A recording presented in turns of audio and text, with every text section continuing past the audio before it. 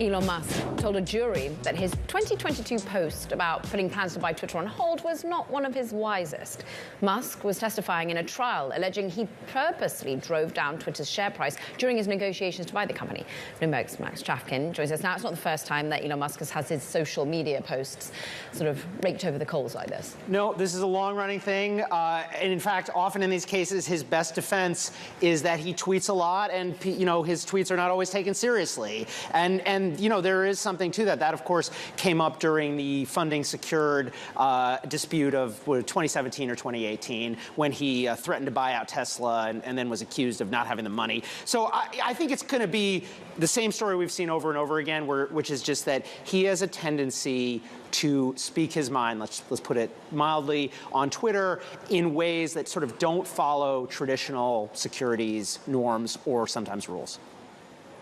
Max, last August, you and I tried to dissect what the net result was from Elon Musk going into the White House. Your latest for Business Week is again, like his financial backing of certain races, this time in Kentucky. Like, what's the learning here? What are you writing about? Well, so top line, Ed, I think that the Musk-Trump alliance is very much back. Now, maybe things are uneasy, a little not as kind of friendly as they were when he had constant access to the Oval Office and his child was kind of clowning around with the President of the United States. But he is certainly in the circle of friends. Now, this race is interesting because the candidate that Elon Musk is backing, Nate Morris, is very close to J.D. Vance. My sense is that Elon and Nate Morris do not have any, pre-existing connection. This is really a J.D. Vance thing. He is kind of backing the person who is close to J.D. Vance. And when you look at this race, it is kind of like a miniature version of the J.D. Vance thing. You have a candidate in Kentucky who is very well connected with tech donors. Nate Morris also connected to Peter Thiel. He started a tech company called Rubicon, which was the Uber of trash, but not necessarily hitting it off with voters. The polls, I'll just say, have been a little bit spotty, including after this huge infusion of money from Elon Musk. $10 million has gone into Kentucky advertising. So do we think it's going to be effective?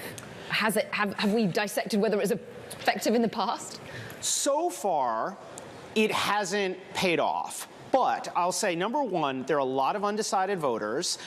When you look at the polling, between 20 and 40% of the voters in Kentucky are still undecided. So maybe they've seen a few ads, but they haven't made up their mind. That is one potential factor. And the other potential factor, and this is huge, cannot be underestimated, is Donald Trump. A lot of these races are essentially running for Donald Trump's endorsement. That was J.D. Vance's plan, and I think that's Nate Morris's plan here. And the truth is that part of what Trump is looking at is, can you raise money? And so that is something he can do with the world's richest man.